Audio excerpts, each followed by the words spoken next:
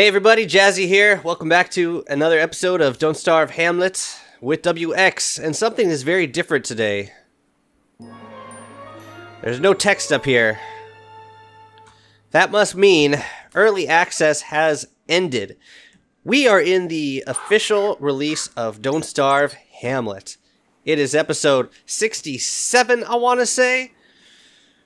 Wow, what a series it has been, and you know what this means. Now that we're outside of early access, that means it is time to conclude this series.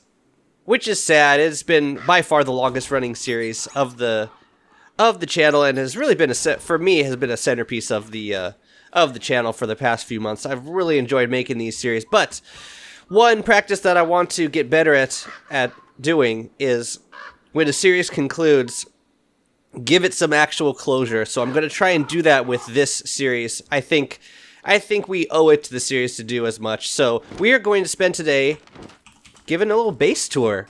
And I want to start with, let's start over at the Thunderbirds. So it's day 608. And I should mention as I do this that there were ways to do this more efficiently. I understand. Like we used a decent amount of area, but not a lot.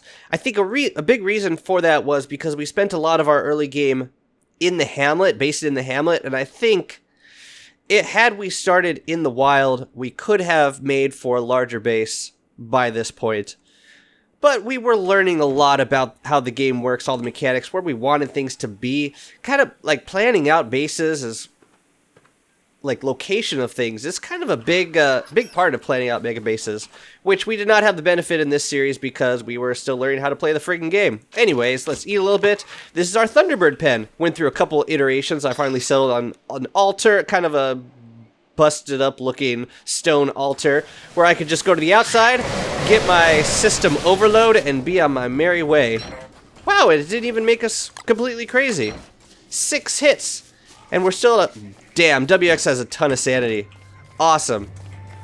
Alright, here are our nettles. And you can see they're kind of splayed out because of the jungle ferns. One cool thing about being able to craft your own deep forest turf now is you can place it wherever and it won't be surrounded by... It won't have jungle ferns growing on it, so it's probably a more viable candidate for growing nettles. Like, I probably would have placed down some dense turf like over here and just planted the nettles super close to each other. Anyways, let's head over to the main area. This is where I dump all my crap, my tools, my armor. That definitely needed some shaping up. Here are all the oinks I have to my name. 1,681 it looks like. Here's our bank, our oddity store. Okay, from the start, this was way more drying racks than I ever would have needed. First of all, you don't find a lot of large meat in this DLC, and second of all, we got bundles, so we could have just bundled stuff up as we went. It was kind of a waste of space on retrospect. I would have been totally fine with 12, maybe even 10 drying racks. Did not do a lot of drying in this DLC. Alright, up here is the hat shop and our grass and twigs farm. I was very happy with how the fencing lined up very well with the stone road turf. And it made for a very compact feel for this farm. But I ended up needing a lot more grass than twigs, so doing this again, I probably would make just like 2 versions of this, and one with just grass, one with just twigs. It's unfortunate that there's no way to really automate the process, except for the occasional strong winds in lush season. That automates it a little bit by knocking over a few things, but yeah, lure plants don't work in Hamlet, which is a bummer, so farming grass can be kind of tedious at times. This was the original palette I made for the new Hamlet turfs, just to see which ones were the most dominant. You can see lawn turf is really dominant, surrounded by flat stone, and then going down all the way to wild plains turf, and then surrounded by the painted sands turf, which is very least dominant. But this is not where the turf eventually went, and this is not where our final kitchen eventually was. I put it here and I was using it for most of the playthrough, but I was never happy with it because it's obscured by our friggin' giant manor. So what I did in the very last episode was I moved this whole kitchen over to here, which I will show you momentarily, and my plans for that was just to decorate this area with trees, plants, something to make it look more like a backyard, something to complement the look of the manor. Anyways, now that it's dusk, I want to head over to our Nat farm. We'll eat some nettles momentarily. Yeah. So the gnats were interesting. As of, well, before the Ancient Hulk, there was no good way to really renewably farm rocks in this DLC, except for gnat mounds. Gnat mounds are interesting because they'll be attracted to light sources, as you can see, and I need to be a little careful because I don't have any ice staves around here. Bummer. Basically set up a lamppost so they'd be attracted to it and would produce their mounds around it. I could come around, mine the mounds every once in a while, get the minerals, and let them replant their mounds. Now, as WX, when you're overcharged, they will be attracted to you. So I usually kept an ice staff or two around here, because in case one of them attached to me, I would just have to hit them to freeze them and then leave them alone. But we're not going to do that this time. Happy to have them here. We can only come here at dusk or night because during the day they wander off, and that's not a good thing. They try and go back to their home, which is nowhere near here. I had a lot of fun dragging them all over. I actually telelocated with one of them around my head, and I was happy to see that they did not die when you telelocate with them. Hello, hippos! I tried farming trees with these guys, and it works, but I accidentally killed one of the herds.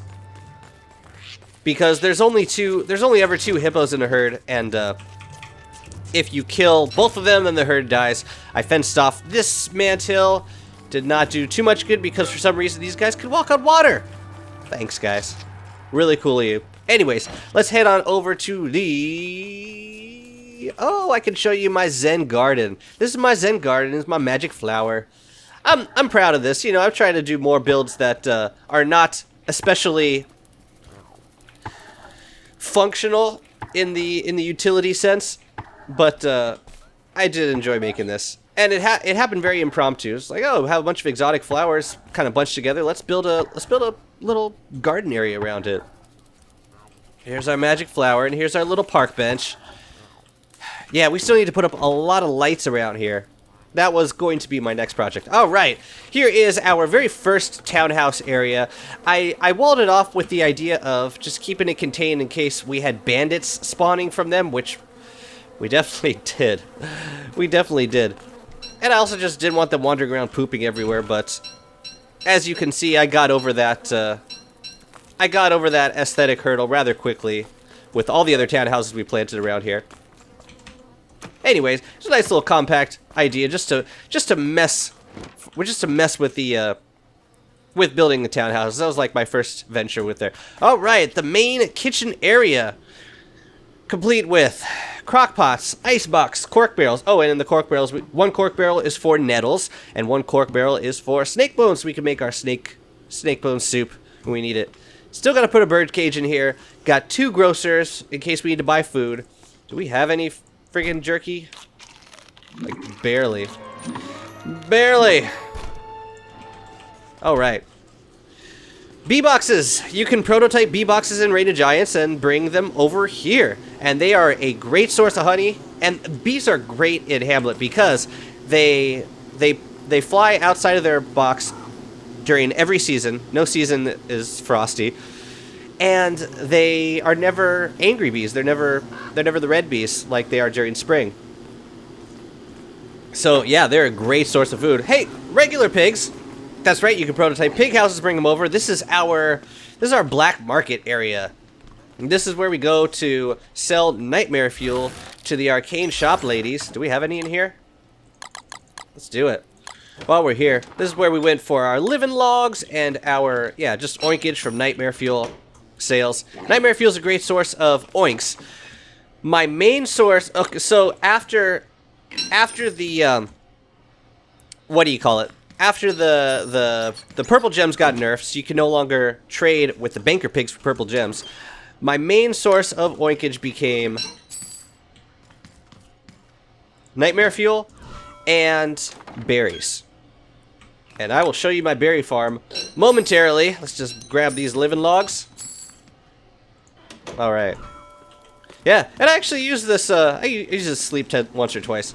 Hey, you know what you guys are missing? Little bandit piggies. Little cosplaying piggies. Yeah, that looks much better. Those do not last very long, by the way. Alright, Golden Plaza. Trap 4 of these guys around here so that they could be our little gold dust eaters. They occasionally plop out some gold nuggets. Yeah, but it was also just meant for decoration to have a nice little plaza area with all of our friends nearby. Alright, moving on to, let's see. We have moleworms up there. I'm not going to bother to show you because it's just a bunch of moleworms lying around. Here is our berry bush farm. And I never finished it. I never put all of the spiky berries in there. Okay, we got 10 berry bros in here. So what we do is we pick 10 berries and we trade it to them. And that nets us 40 oinks. We could do this every day, provided we would have enough berries, which I doubt we would. I doubt we would. To keep 10 berry bros satiated every day. But yeah, as you can see, it's been a great source of oinks. Telelocating these guys was not the funnest thing in the world. Not in the slightest. A lot of trips back to the Palace Hamlet. That was before I discovered that you could actually link telelocator focuses and teleport back and forth. Would have saved me a lot of time. Quite a bit of time. Anyways, moving on to... Right, I walled this guy up because I thought that if I hammered the house down, spawn one of the worker pigs, he would come over and get stuck on the walls, and then I could just farm worker pigs for hammers. That did not end up being the case because, unfortunately, if you leave the area unloaded while a builder pig is targeting the house, when you come back, the house will be totally fine. Oh well. This was to be a tree farm. The idea was to telelocate a hippo over here from a hippo herd, safely away from the herd, have him smash all of the trees, and then just kill him. Never worked out because the hippo always tried hopping back towards his home, and yeah, as you can see, his home was this way. So that didn't work out too well. Alright, moving on to Turf Lane. Turf Lane, and Zen Garden is right over, for perspective. Zen Garden's right, yeah. Here is our turf area. To give context, we raided the entire Palace Hamlet. We spent like a good 20 days just raiding all of the turf, hammering down most of the houses. You can see I left one of the houses up because it was a berry bro house. So the idea was if he accidentally died, I could just wait for him to respawn out of there and then run back. Anyways, mole worms. Mole worms are a great source of turf storage. They can store up to 30 stacks of an item in their burrow, which means each moleworm can store up to 300 turf. And that's what they're working on right now. I had tons of flatstone turf from the hamlet, and they are in the process of storing all that in their burrows. Let's see, we got a zone for rocky turf, rainforest, yeah. Basically all the turfs that I had a ton of and wanted to put a moleworm in over here, and on the other side is just stuff that turf that I had a little bit of and just needed a little bit of storage, but still wanted dedicated space to store all that stuff. Cool, let's go check out our defense, our little barracks area. At first I was telelocating over here, but once we put down the stone road turf, it's easy to just run over here. These are our piggies. Hello, piggies. Yeah, eight guard towers is all I have ever needed for bat waves. I would consider a Houndius. The cool thing about fencing is bats will bite at the fencing, but they never actually break it. So you can wall off a Houndius with fencing, and it's generally safe. I mean, unless you get something like the BFB or the Ancient Herald during the Aporkalypse, bats will generally not bother your Houndius. So I would consider that in a future build. Anyways, what else? Oh, we should show you the Krampus Farm. The Krampus Farm. I got my Krampus sack around day, I want to say 400 or 500. And this was my original design for a Krampus Farm. Basically, you put a grocer in the middle of a walled off area. You go inside, you put the lady to sleep, you steal everything, and stealing everything is a guaranteed Krampus spawn, because every time you steal something off a pedestal, that's 6 naughtiness points. And I think the maximum naughtiness threshold you could possibly have is 50, and there's definitely more than 10 pedestals in there. More than 9. So, yeah, we used that to spawn Krampus, and then killed the Krampuses, rebuilt the grocer, rinse and repeat. And got our Krampus sack rather quickly on a live stream doing that. All right, yeah, just looking around at the map, looks like the spider monkeys have completely taken over all of the deep forest. That's amazing. Oh, they still haven't hit a couple spots over there. All right, let's head on back. Let's head on back over, drop some of this stuff off. Okay, so while this does officially conclude the series of this playthrough, I'm going to keep the map on hold. There's still a lot of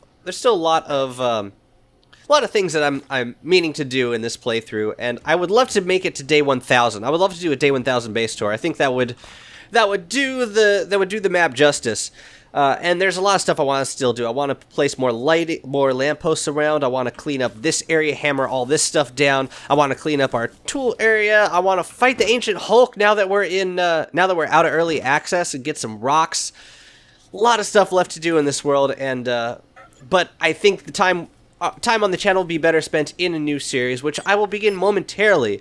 But for now, I just want to take a moment and, on behalf of myself and Robin and WX, thank you so much for coming along this ride with me. It's been a very exciting four months the series has been going on, and I have learned so much about playing this game, but also just making content that you all can enjoy.